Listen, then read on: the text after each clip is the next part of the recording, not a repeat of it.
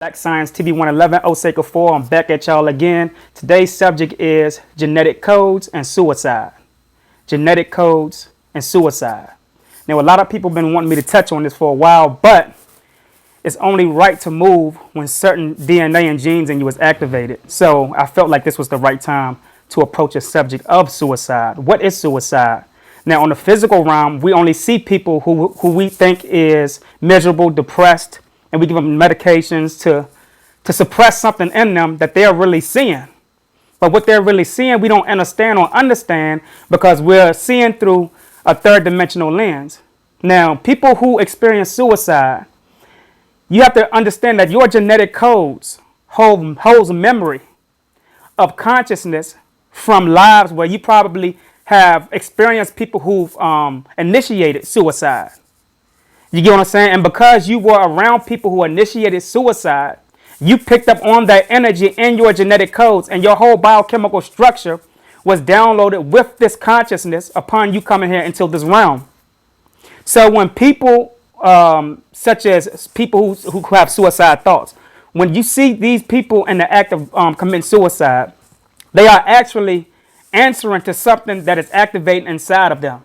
I'm not giving justification to people to go kill themselves. Let me go ahead and put that in the video. I'm not saying that it is right and you are justified to kill yourself when you're feeling down.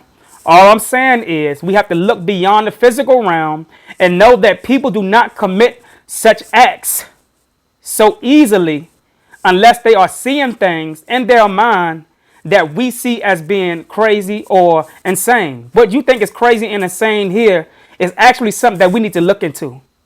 Because a lot of scientists and a lot of psychologists who are learning outside of the jurisdiction of what you call the universities, they know what I'm telling you. They know that there are other minds that you are connected to by way of certain planets, because every organ in your physiological system is connected to a planet. So every time a planet goes into retrograde, your organs is affected. So therefore, when your organs is affected, that means that it's certain things inside of your genetic codes that will reawaken from either your past or your future that will cause you to have a deja vu, not only seeing environments and people, but a deja vu and experiencing things that you may have experienced people initiate in their past and future lives. Again, when you are around people here, that's why I tell people, you have to be careful who you give your energy to and what energy you are taking in.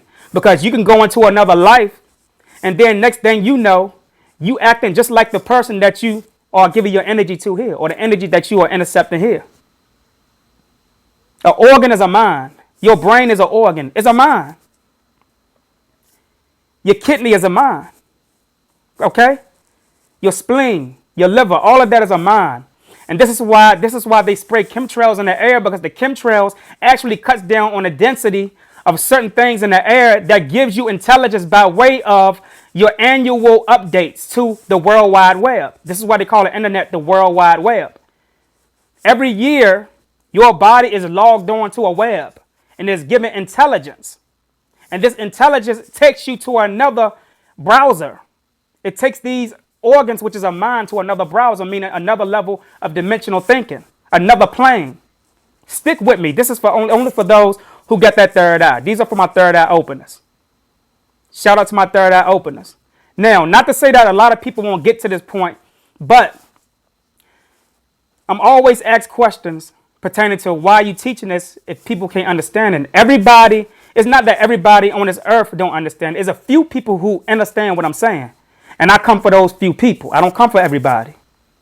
We have many teachers out here who's sincere, who come for a few people. They're not here for everybody. You get what I'm saying? Some people are just tagging along because they like what they hear or they want to be a part of something.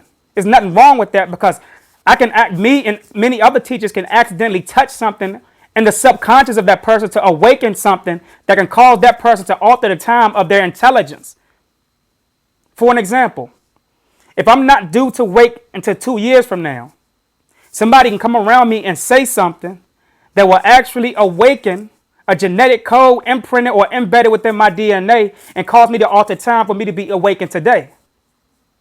And I can expire.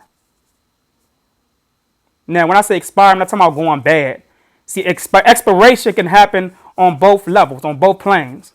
Expiration can mean gone bad or graduating into higher intelligence. So when we expire out of this physical body, we go into higher intelligence.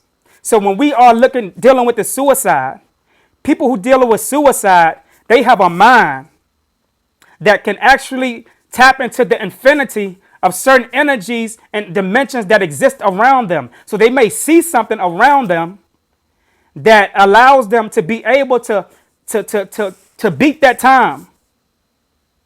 They are leaving here earlier than they're supposed to because they accidentally tapped into something that allowed them to reach that intelligence. So now they have to leave. It's not them actually pushing their self. It's destiny pushing them out of the realm that they don't supposed to be in because they've already downloaded what they need. We are nothing but bodies of USBs going from one dimension to another to download information to help the infinity of destiny to keep alive. This is what we are doing. You get what I'm saying? So, this is all a part of reincarnation. And this is why I tell people, when I talk about reincarnation, I'm not talking about only coming back to a body. I'm talking about the laws of attraction. This is the foundation of anything that reincarnated. The laws of attraction is the foundation for anything to return, whether it return in the same form, an image, or in another intelligence. You get what I'm saying? So when we're talking about the laws of attraction, we're talking about what goes around comes around. What you put out comes back. So what I do here, you get what I'm saying, could affect me in another lifetime. This is what I'm talking about. So when we are studying people with the mind state of suicide, you are looking at people or beings because we are not human. Again, this is all English terminologies. You can only be identified by the frequency of your mind. So it's not a coincidence that there are many people who feel comfortable committing suicide. And the reason why they feel comfortable committing suicide is because they are connected to a planet that allows them to be able to alter time due to what they did in their past life. Suicide is actually altering time. Now, if you are not the person who has this DNA in you that can actually see things to help you alter time to accept intelligence, don't go to try to do or commit suicide. Just because you hear me saying that suicide helps you to alter time. No, this is not a justification for you to do that. You have to understand and understand that you have certain bloodlines here that interacts mentally, but they are apart. And when you study the cases of people who commit suicide, they are actually in the same jurisdiction of creating the same blueprint and altering their demeanor as far as their acts whenever they are carrying out their suicide. They love to leave notes. Why do they love to leave notes? Because this is the only way that they can express themselves without having to actually stay here to dumb down their time here. When you studying suicide, when you studying a suicidal person, whether it's a child or a human being, they all act the same. They have the same thought patterns. It's a reason. When you study the energy of planets, they all have their own thought patterns. Planets think. The sun think. The stars think. Your liver, your kidney, all of that think, just like your mind is an organ. It thinks. So you are the author that can type into that thinking to shape the story of the thoughts that is in these organs or in these minds. And again, everybody don't see what you can see. Everybody have their own projection or their own projector, which is their mind. So I can see things that you can't see. You make it see things that I can't see. And because I can't see what you don't see, don't mean that it's not there. We are not the same. You cannot say that we're the same because we have the same blood. Or you cannot say that we have the same because we have the same DNA, because DNA is not just some physical components that's in your body. I'm going to go more deeper into that on Blog Talk tonight. DNA is more than what you think. And a lot of these people, I get emails from professors asking me to go more in depth in the things that I put forward in my books because they don't understand what I'm saying, but they said for some reason it makes sense to them.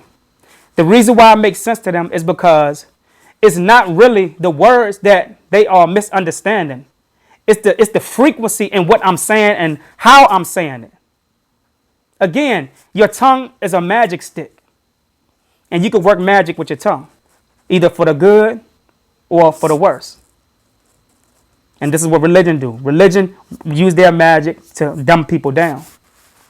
I'm a spiritual entity, so I use mine to try to make people think for themselves and raise their own frequencies and vibrations. Because there's a lot of things I be wanting to tell y'all, but I can't tell y'all. I have to wait. I have to wait. But sooner or later, I'm going to come out and do this.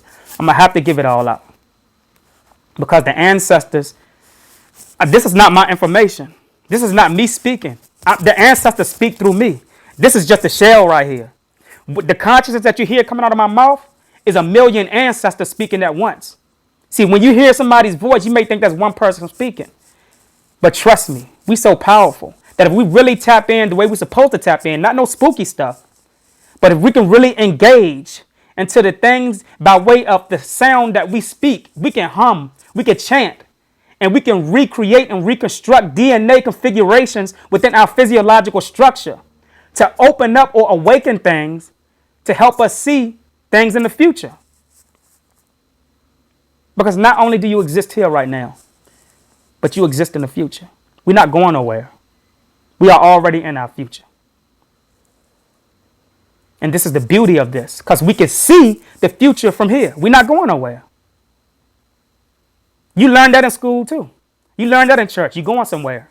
Who said that you was going? Who said that somewhere exists? Think about what I'm saying. Who says that somewhere exists? Think about it for a few seconds. Remember, somebody taught you that somewhere exists. What if the somewhere that you're waiting to go to is already here? All right? So Black Science TV 111, Osei Kufuor, I'm out. Peace.